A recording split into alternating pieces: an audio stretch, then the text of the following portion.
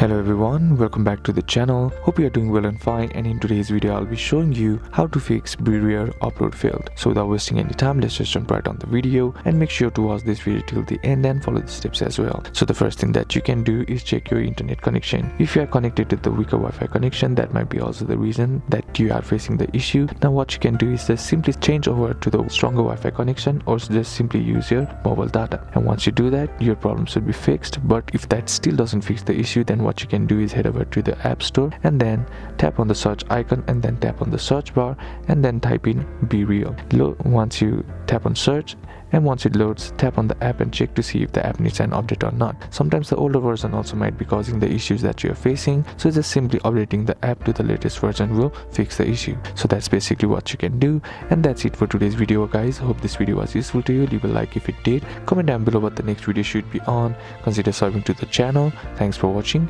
bye bye.